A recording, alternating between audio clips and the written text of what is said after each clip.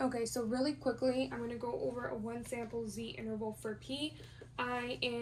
This problem comes from this textbook right here, the updated, the practice statistics updated edition 6. We are in section 8.2, number 39. I'm going to read the problem and then I'm going to go over how I did it. So it's called Going to the Prom. Tanya wants to estimate what proportion of her school's seniors plan to attend the prom. She interviews an SRS, a simple random sample, of 50 of the 750 seniors in her school and finds that 36 plan to go to the prom. So they first want to identify the population and parameter of interest, and then they say construct a 90% confidence interval for P. So the first thing I did, right, was I identified the population, which is all seniors in her high school. And then because they said to run a confidence interval, I was like, okay, I'm going to do panic. And that's what I did. So I started with the P, which is the parameter. So the parameter is P, which is what we're trying to estimate here, which is the true proportion of seniors in her high school who plan to go to the prom, or in Tanya's high school who plan to go to the prom. Then we go on to A, so panic, so pa. So A is assumptions. So we have three conditions that have to be met. So assumptions or like conditions, you can think of them. So, or assumptions that we have to make. So first it has to be random. So the sample has to be random. It's usually an SRS. And it is random because it says an SRS of 50. She interviewed a simple random sample of 50 seniors out of her 750 seniors in her high school. So she took a simple random sample of 50 seniors. Number 2, the 10% rule, which is the sample size has to be less than or equal to 10% of the population size. 10% rule, right, so it's 50 because she took an SRS of 50, that's her sample size, small n. This is a statistic, and this big N is the parameter, right? So it has to be, the sample size has to obviously be 10%, less than 10% of whatever the population size is, and the population size is 750 because we were given that there were 750 seniors in that high school. And so 10% of 750 is 75, and 50 is less than 75, therefore this condition is met. Number 3, the condition of normality. So this is where the sample size times the statistic, which is p hat, which is the proportion from the statistic, is greater than or equal to 10, and n, 1 minus p, is greater than or equal to 10. So n, small n, is 50. Proportion is 0.72. Where do we get this from? Well, we knew that she took a random sample of 50, and out of the 50, 36 said that they were planning to go to prom. So 36 out of 50 is 0.72, which is 72%. So we can say that in this sample, 72% of the seniors are planning to go to prom. So that's a proportion. 0.72 is a proportion. That is your statistic because it comes from a sample. If this were to come from a population, it would be your parameter, and it would be just capital P. But since we don't know, well, that's the thing. We don't know enough information about the population. We can only use,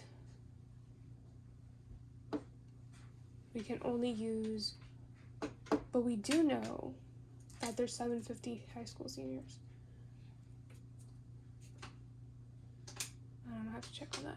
But usually we don't really know what the population size is, and we just put P in here instead. We're like, okay, 50 is less than or equal to 0.10 of all seniors in her high school, and then we say that's reasonably true. Usually it's reasonably true.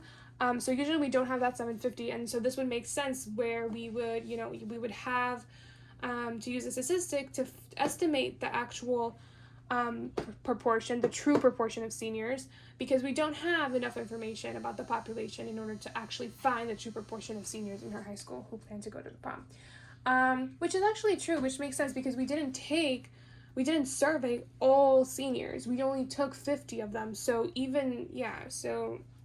we're still, this is an estimate, right, of the true proportion of seniors in her high school. But we need to give it a margin of error because it can't just be that, you know, so we have to kind of give it a little space to breathe and find an interval in where the actual true proportion of seniors in her high school who plan to go to the prom might be in. So that proportion might be in that interval. So now that we have the three conditions that are met, so the reason these conditions have to be met, or at least number 3, the condition 3 has to be met because we're using a z somewhere in here, and because we're using z to find, you know, a certain proportion, when we're using z, the distribution needs to be normal. So that's the reason. Anyway, then we have n, and that's the name of the procedure that we're doing. So we're doing a one sample z interval for p, because we're using, when we use, where is it? When we're finding a proportion, we use z. Okay, and then finally, we're going to the I. So I stands for interval, and this is where we find the interval. So the equation you want to start with is your confidence interval is actually equal to your point estimate plus or minus your margin of error. Your point estimate is whatever your point estimate, like whatever you're trying to your statistic is basically it. So your statistic is your point estimate. So in this case, the statistic in here, in this sample is p hat, right, which is 0.72, because that is our statistic. That is the the proportion that we have in accordance with our sample. And then we're doing margin of error. So margin of error is equal to z star times the standard error of p hat.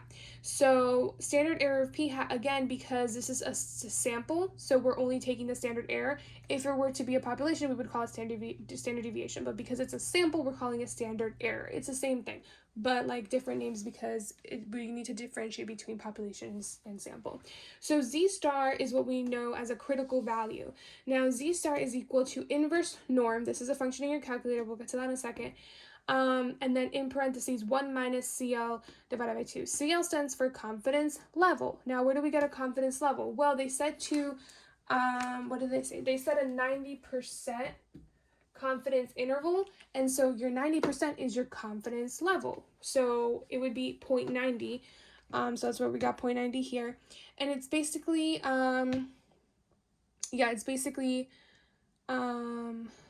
the area. So yeah, so that's z star. And then this is your standard error of p hat, which is p hat 1 minus p hat divided by n, your sample size.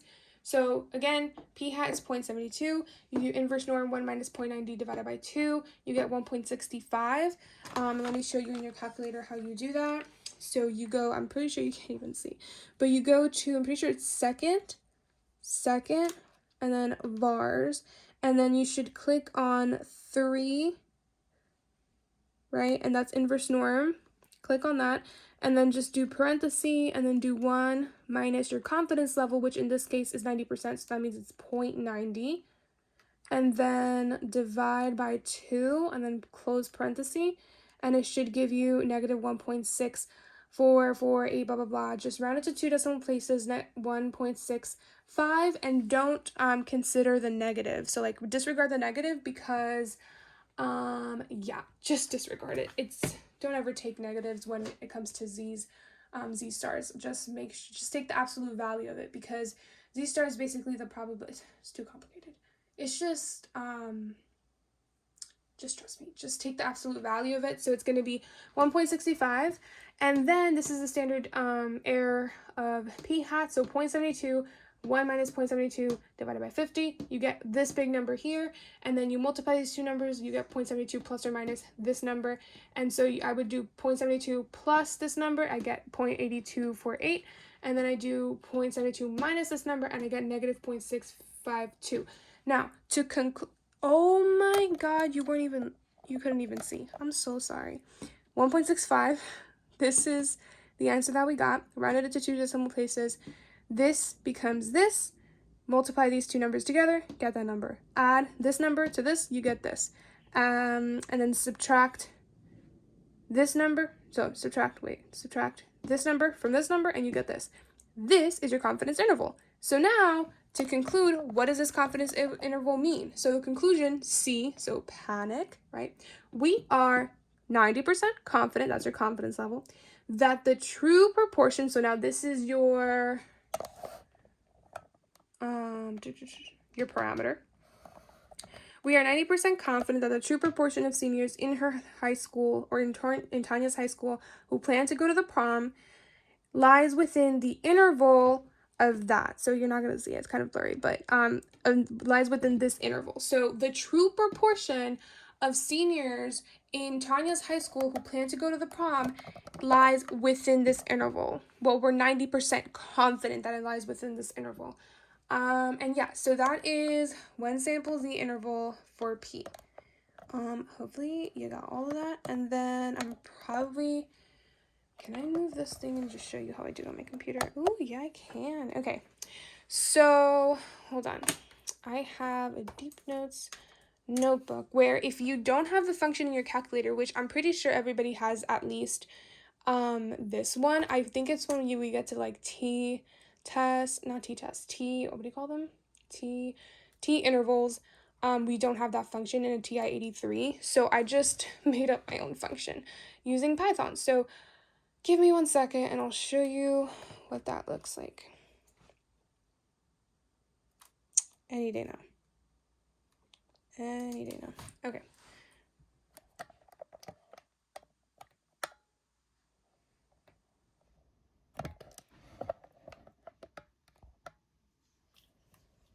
I probably have no internet. There's literally... it's always down.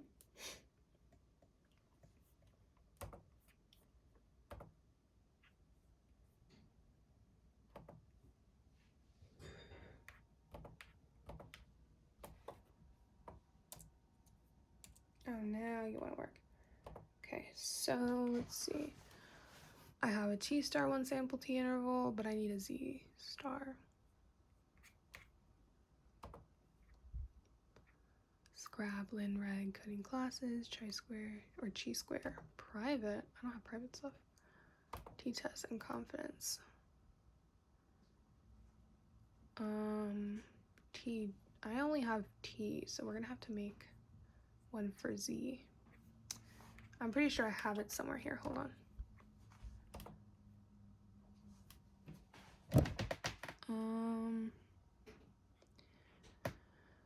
Okay. It's somewhere here. Hold up. Data science. T-test and Python functions. Logs, maybe? No, I only have like linear regression. Reg plot, blah, blah, blah. These are not good. Functions.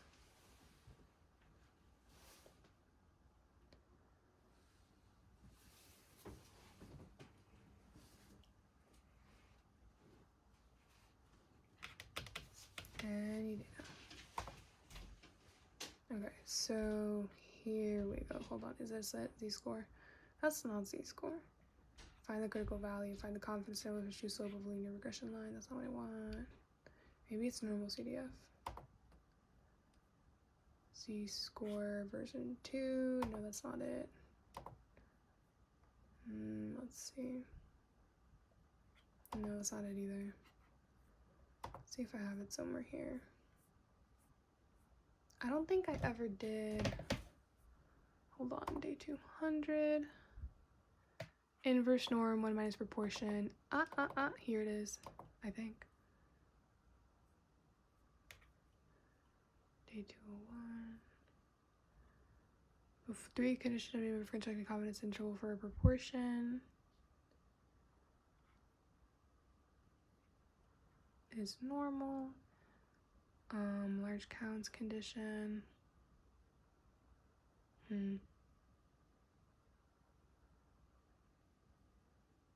Okay, right here. This is a little chart if you want to screenshot it. Z star is equal to inverse norm 1 minus confidence level divided by 2. This is a problem. Ignore this. That's funny. Okay. Confidence interval P x over n. That's per proportion. Oh yeah. So P hat basically x over n. So x is, you know, the 36, by the way. This is where we got P hat 0.72 x over n. You can't even see. x over n, okay? That's what we have over here. So if we just zoom in, let me explain this code to you. So we have a function. It takes in three parameters. In Python, they're called parameters. Parameters is not the same thing. In Python and statistics, they're different. Parameters is the variables, basically, that you're using. So it takes n, x, and the confidence level. So p hat is equal to x divided by n. So in this case, it would be 36 divided by 50 because the sample size is 50. And actually, let me just show you. Why don't I just show you? I could just plug in the numbers myself. Let's go to deep notes. Put the code in there. Okay, so we have an n of 36. We have an x, 36, and n is 50. And the confidence level is 0.90. And actually, let me run it.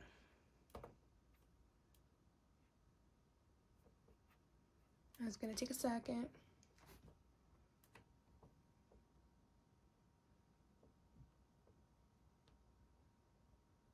See? We got the same answer. I worked really hard on writing these functions. Like, it was so hard to find, what was it? This part. To find the z star, it was so hard to find, like, to figure that out in Python. I was like, I spent, like, days, like, just doing it. It's crazy. So, basically, see? It's negative, well, it's not negative, is it? Hold on. Let me check my answer. Disregard that, negative. Forget about that one. I think I did a mistake there, but it's the same thing. So it's 0.6152 and then 0.8248. And then over here, isn't that nice? Same thing, kind of. 0.6155, it's kind of rounded differently. 0.8245.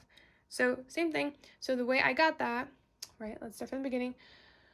Function called confidence interval. Can't even see again. Okay.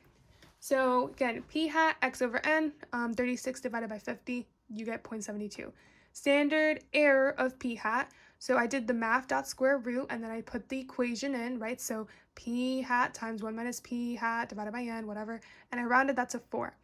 Oh, that's why it's different. Okay. And then z star, which is our critical value, I took the absolute value, right? I talked to you about that. So again, like in your calculator, you find z star by doing inverse norm, and then you put in the area for that, and then you get like a negative 1.64 whatever, but you take the absolute value of that, and that would be your z star. But here I just did it, I just literally just did it there, so I don't have to actually see a negative. It just does it for me. I rounded it to 3 decimal places, and I did norm.ppf, which is, Jesus Christ, it took me so long to find that, but it's the same thing. It's inverse norm basically, but in Python it's the same thing. And then you do 1 minus confidence level, which is already here, so when you put it in there, it's gonna just put it in there, divided by 2, and it calculates your z star for you. And then I did margin of error. I set it up. I was like, okay, margin of error is equal to z star times standard error of p hat, which we have that right here. Margin of error is equal to z star times the standard error of p hat, right? So that's the Python version. And then I did n.1 and n.2 basically. So this is n.1, this is n.2. So I just did n.2, right? It's going to be the second one. It's just going to be rounded by 4 decimal places p hat plus margin of error. And then n.1 is rounded 4 decimal places p hat minus margin of error, which is what we did over here at the bottom. We did 0.72, which is p hat, and we added the margin of error, right? And we got n.2. And then we did 0.72 minus that margin of error, and we got n.1. So that's the same thing over here. And then I just returned, I could have just returned this and then print confidence interval. I could have done that, but I wrote this before I knew that. I returned a print statement where it's gonna print, the print, it's basically this, man, that's it. That's what it is. And that's it. That's all there is to it for that. I think I'm gonna remove the roundingness so I can get a better accurate answer. Why is it like that? Okay.